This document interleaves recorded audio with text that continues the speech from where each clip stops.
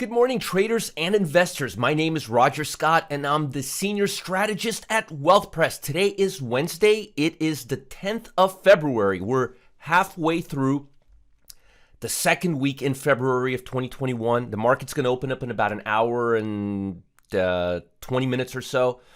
Let's get into it right now. That's what I always say. Now, as I mentioned earlier this week, there's not a lot of Fed data this week. This is actually the lightest Fed week data of the year so far. But we've got the second half of earnings, and I'll get into earnings probably on Friday. I like to wait for the whole week to finish off before I get into it. The first half of earnings finished better than expected. Numbers were up about 90%. 90% of stocks did better than expected on revenue and earnings. But remember, those numbers have been beaten down to death over the past several months or the last several quarters. The big report of the week is going to be jobless claims. Last week, that's going to be tomorrow. Last week, the numbers surprised everybody and actually came out to 779 after jumping to 965 about a month earlier. And that was getting me worried, but it looks like it's coming down. My key concern is that the number continuously goes down, not stays in a range between 700,000 and 965,000 unemployment claims each week, which is crazy. And right now, it's really telling us the number is still elevated and it's not going down as fast as we would like. And the reason why I pay attention to this report is because this report gets updated weekly, not monthly, not annually, weekly. So it's like every 7 days, so it doesn't trail too back behind, and it gives us an actual, almost down to a real-time estimate of how bad the employment world is. And right now, the moving average is at 848. I really want to see it start aggressively going down. If it does, then it's going to tell me that the impact of the COVID is not as bad, and or that the vaccine is having some impact on the working class. Because if older people keep getting it, then the working class still doesn't, and it's not expected to get it till about April, May. Where does that leave people who are looking for jobs and employed? It's not a good position. So I want to see this number below the 4-week moving average. Consensus is 803,000. I would love to see the number near 750, 700,000, keeping my toes and my fingers crossed. Now, in terms of the overall market sentiment is stronger. The market broke after 6 up days yesterday for the first time. We're still near all-time highs. Everybody and their mother is waiting for this stimulus, and that's what's driving this market. As I mentioned to you guys over a year ago, or no, not over a year ago, a little less than a year ago, almost a year ago, that COVID and what happened last end of February, beginning of March is what's going to shape the economy for a few years to come. And I meant it, and we're still there. We're still riding that story. So the market's a little higher. Looks like we're going to be at new highs again. And I'm going to say that this market is unstoppable. But again, I showed this to you yesterday. It was like around 70, 69. Now it's at 67. This is the put to call ratio. And I know what you're saying. You told us so before, but I'm telling you folks, we're getting down to the 60, 67, 65 level. That means that rubber band is really, really favoring the bulls a little too much. And it looks like we're going to have a pullback.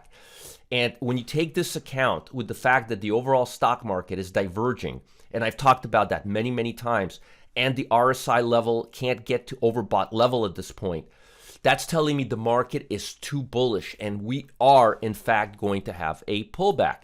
Now, to give you some idea of the type of pullback, let me, I don't know why, I'm picking these stocks that have nothing to do with what I'm showing you. I guess I'm just being silly. This is the S&P 500. Notice price is moving higher. Look at momentum levels. The RSI, when we're at 357 or 3,570, the RSI balloons to 86. Now we're almost at 393. We're almost at 4,000 if you add the 0 to the end and make it the S&P 500 instead of the SPY. It has the extra digit. The RSI can't even get to 60 to 70.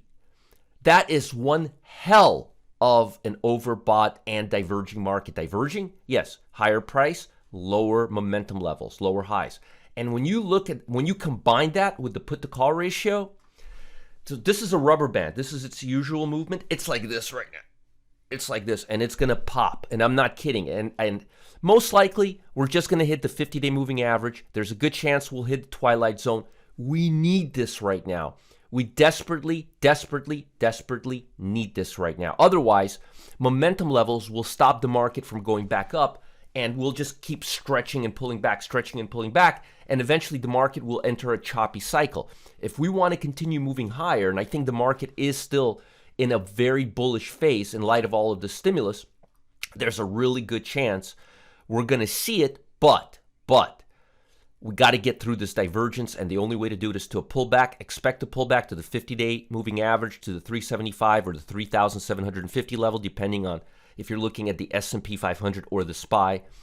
And there's a really good chance we'll hit the twilight zone. The put-to-call ratio will back up to about 875 or so, and then we'll come back down. But I am very, very fearful because the put-to-call ratio was neutral, and it's neutral most of the time, but not right now. When it breaks 70, it's telling me that the bulls are, their days are numbered, at least in the short term. Now, in terms of global economy, Wall Street broke a 6-day winning streak, but based on what we're seeing, it looks like we're back up. President Biden, Democrats plan to move ahead without Republican help on the stimulus plan, which is why the market is sitting at all-time highs.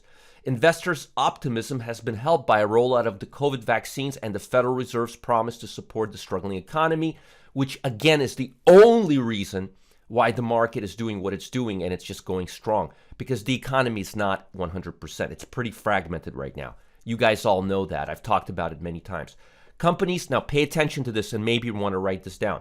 Companies that deal with consumer services and products were the biggest drag on the broader market, outweighing gains in communications, industrial, and healthcare stock. So consumer services and products were the biggest drag on the broader market in terms of earnings. And we're only about 65 to 70% done. So I'll wait till Friday and I'll give you more info. U.S. stocks have risen on optimism that the worst economic impact of the pandemic might be in the past. I'm hoping. I'm hearing that Pfizer's vaccine is effective against the South African strain, or what might not be the one that's impacting Europe right now. Folks, ultimately the market is in fact looking past this COVID. But if we find out that things are not looking as smooth, or the vaccine is not as effective, or there's more people getting infections, we are going to go down. Now, I don't necessarily believe the market is ready to go down a little bit because of COVID. I just think it's technically overbought. It is just stretched out. That rubber band is stretched out and it needs to contract. And I'm telling you, just look at these numbers. How often do you see it go below 65? Not often, and it's at 67 right now. Democrats have rallied around Biden's $1.9 trillion stimulus plan for the struggling economy, and it looks like we're going to have minimum wage of $15 an hour. I remember when minimum wage was like $7 an hour. Do you guys remember that? That was a while ago. Now, in terms of the market, we're still bullish. We got to stay with the trend. I've got two stocks that I like. One stock is an inside day. What's an inside day? It's when you have a higher high, like a 90-day high, and then the next two trading sessions are inside. Whenever you have inside days, you have lower volatility. Whenever you have lower volatility, you have less risk. Whenever you have less risk, you have a higher reward to risk ratio. So I like this stock. I like the fact that it's just sitting right near this upside as the market is pulling back. So it's showing us good relative strength. I would be entering right at the 39. I would wait for it to go up to about 39.50 and buy there. And I would put a sell stop right at this 10-day moving average line, which is around the 36.50 level. That's one stock I like. That's a momentum play. And that's NVST. And I've talked about this stock before. What does the stock do, you may ask? Manufactures and sells dental products. 1-year return is 35% on this stock. Folks, when economy hits a bump, people still need dental products. They really, really do. So the fact that it's dental equipment and supplies kind of flies under the radar, if you will. I like this stock. And again, ticker symbol is NVST, and the name of the company is Envista Holdings. Next stock on my list, Wesco International. What do I like about this stock? Well, it made an all-time high, and then it pulled back below the 50-day moving average. I call this tail gap. Or, in the old days, I would call this setup the Gilligan Island. Why do I call it the Gilligan's Island? Because the price pulls back away from the trading action. So it looks like This is the trading action, and this price bar looks like it's on an island on its own, and it wants to come back to everyone else. So I call it the island pattern or the Gilligan's Island. I started doing this when I was young, okay? So nothing changed over the last 27 years. So what I believe is when you have a pullback that far below and it hits the 50-day moving average, what I like to do is wait for it to start trading above the 50-day moving average. So I would put a buy stop right around the 79.50 level. And if it hits it, I would put a liquidation stop right at the 69.80 level.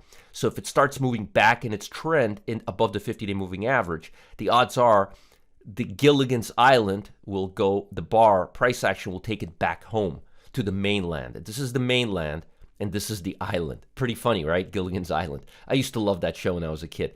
So anyway, I wouldn't buy it here. I would wait for it to break above the 50-day moving average, right around the 79.60, 80 level, and put a liquidation level at right around the 70 level. And if it breaks above, the odds are it'll come back up and snap back up to this level. And again, I would only wait if it broke above the 50-day moving average to the upside. Now, before I let you go, I've got something important for you. The world's number one pre-market expert, Tom Busby, and I, we just cracked an all-new style of trading. We've developed a way to spot which stocks are likely to deliver the largest gains every single day before 9:30's opening bell. Now, here's the thing. You do your analysis before 9:30, but the trades go in after market opens. So you do what we're doing right now. You analyze the market. Well, you don't have to analyze the market. Let Tom and me analyze the market. And then you trade during regular trading hours.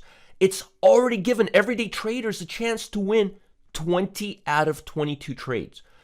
That's 10 out of 11 trades. That's like 4.5 out of 5 trades. Can you imagine winning 4.5 out of 5 trades? That's crazy good. And that's a huge advantage. That's a huge advantage. And if you haven't seen our presentation yet, click on the button below and watch it now, like right now. Don't miss out. And make sure to like this video and subscribe to this channel if you're watching on YouTube. Post comments for me. Stay one step ahead of the market by being the first to be notified when we post the next video. I'll talk to you guys tomorrow and have a great day. Keep your eye on this put to call ratio. I'm not happy about this. And follow the link below. Bye, guys.